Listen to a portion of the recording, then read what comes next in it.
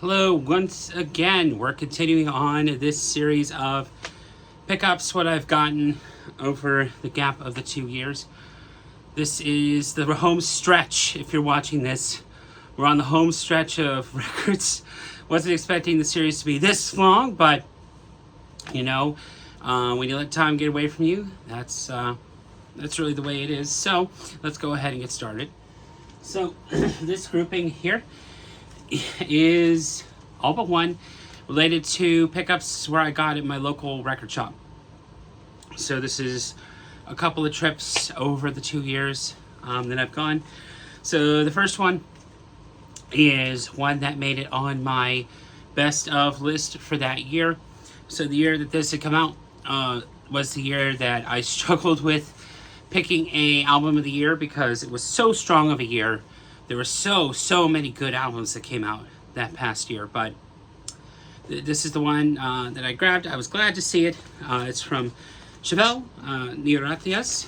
I love this cover. It's like a sci-fi novel. I really love this cover. And this is on custom label here. Let me take it out. The glare is real today on this one. There we go. This is hard rock. Classic hard rock. And I like Chevelle, but they're one of those bands that, okay, so there is an art printed here. So they're one of those bands that I have seen a couple of times, and every time that I have seen them, I have been disappointed in their sound mixing. I don't know what it is about, there's a little easier so you can see that cover. I'm not sure what happened with Chevelle's live mixing, but every single time that I have seen them, there's the back of the art print for you. Every time that I have seen them live, the sound mixing has been, in my opinion, less than stellar. So that's unfortunate, but this album is really good. This is a little, for me, a departure from some of their sounds, but it leans heavily into their more heavier side, and I'm really enjoyed that one. I was glad to finally have that in the collection, mainly because I'm trying to chase down all the records from that year, so then that way I can make sure that I have every single one from that year, because it was such a good year of music. This next one I had gotten as a Christmas gift here, and I needed to pull something to censor the back here. This is an album that was on my list for quite a while that I had wanted, but I'm glad that I have, and this is Come Clean by Puddle of Mudd, and this is on their custom label. Now, Puddle of Mudd is a contentious band, just mainly because of the lead singer, but this was one album that I had wanted for quite some time, just because I actually really dig a bunch of the songs on here. Even the deeper cuts I really dig. Glad to have this. This is a Music on Vinyl pressing, so if you're not familiar, Music on Vinyl is a decent label. I've always liked their records that they've put out. They're not necessarily the highest of high fidelity for some people. Like, they're not going to be like a MoFi, but they're still pretty fun. That's the only one I didn't pick up from my local shop. The next one I did pick up from my local shop, and this is one that I've been looking for a little bit. There is a YouTube video from the lead singer of Opeth, where he talks about albums that everybody should own in their collection. And I've been hunting for this. It's a pretty decent copy. I'm happy with it, but eventually I'd like to get a semi-better copy, but I'm not picky. This is Renaissance, A Song for All Seasons. So this is very prog. I really dig this album. This is on the Sire label, and this is a really like, it's heavy 70s prog, and it actually still had the original inner sleeve with this. Prog but just really, really fun songs. A Song for All Seasons, the title track is really, really good. Even just the normal tracks on here, like Day of the Dreamers is really good. It's just fun. 70s. I just really dig the cover of this. The cover of this is really, really fun. I'm always in love with these kind of covers because it really tells a story, and it's really, different. Glad to have this one in the collection. This is from 78. So, like I've said in previous videos, the 70s is kind of my comfort zone when it comes to rock albums and even just music in general. Like the 70s into the 80s, like that's a comfort, and then the early 2000s is another comfort zone. So, I'm glad I picked that up. So, this was during another trip, a separate trip to the record shop. I had been looking around, and I had some money left over. I went on my birthday. I think this was my birthday. No, this wasn't my birthday time. But whatever. I had gone there on the day for this, and I had found one of the records you're going to see in this video was one that I had been looking for a little while.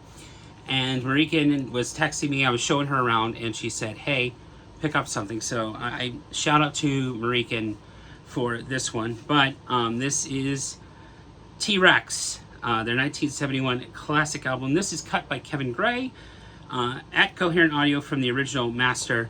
So this is T-Rex's Electric Warrior. If you are able to find this particular album, this mix, this is a replica of the Reprise Records label. If you're able to pick this one up, you absolutely should. This is one of the best sounding records that I now own. This is very well done. Every time I listen to this, I notice something different. This is a replica. Really, really nice jacket, like heavy cardboard, heavy tip-on jacket. There's the gatefold for you. I'm just making sure there wasn't any, no, but you can tell even just from the cardboard, this is really good. Just good old classic. I don't mean that in like the classic rock. Oh, this is the classic rock radio. No, just what you think of rock and roll when you hear this album. Bang a Gong, Get It On is the main song from here. And there are things I hear in the mix on this that I didn't before when you listen to it on the radio. The mixing on this is stellar, absolutely fantastic. And like I said, if you're able to pick this up, I highly recommend it. This is a really, really good pressing. I don't know what, if you're able to find the this mastering, I'll put this up here close to the screen if you want to pause and look for it. If you're able to find this particular pressing, highly recommend it. It's very, very good. So yeah, and the things that, there we go. I have little things holding my records, and it's not cooperating right now, but that's completely fine. Yeah. So this was from a different trip. This was the trip that I got the Renaissance album. So I don't have but one album from this particular artist, and I'm semi-casual, borderline. I really like all their stuff, but this is Tegan and Sara, Still Jealous. So what this is So Jealous, but Tegan covers Sara's songs and Sara covers Tegan's songs. So this is remixed and reimagined on red vinyl, and it is on a custom label, and it is a really, really nice red. I'll show you that before I show you the back of the jacket. It's on a really, really deep red. A bit of plastic there. Ugh. Ugh. Clean your records, people. Clean your records. I need to get a new cleaner eventually, so there's the track listing if you want to pause and take a look at it there. But I knew... what's the song that I would know? I know. It's probably the most, well, the song that I knew most from this, but really, really great stuff. yeah, really fun album. Tegan and Sara are indie, but they lean more towards later albums, lean more to pop, but with like little rock flares. I call them alt pop with a little bit of rock flair to them. Really, really fun stuff, and I just like that it just went Tegan A and Sara. I love that cover so much. It's just an aesthetic that I really like. The last one for this video is one that, if you know me, I like the Sammy Hagar era of Van Halen. So when I saw this for the price it was, I was like, no way that this is going to happen for me. And I'm glad that I picked it up. It's Van Halen's OU812. So this is a Sammy Hagar era album. I still don't have Balance or For Unlawful Carnal Knowledge, but I do have 5150. I need a little bit of a better copy for one particular song for that, but I'm glad to have this mixed very well. This is on the original label there with the original back cover. I don't think it had an art print. Let me just double check. Oh, yeah, it did. It had something that I could show you here. This is an album that I think not very many, there are people that like it, but when it comes to Van Halen, there is very much heated arguments over David Lee Roth versus Sammy Hagar. I like both eras. I'm one of those people that, yes, I like Van Halen. I'm not heavy on everything Van Halen, but I find myself gravitating towards the Sammy Hagar era more than I do the David Lee Roth era. And I think it's mainly because of the song Dreams and my history behind it. So, when I was very much younger, one of my favorite movies was the Power Rangers movie. And I would watch that daily. There was a year in my life where it was really tough.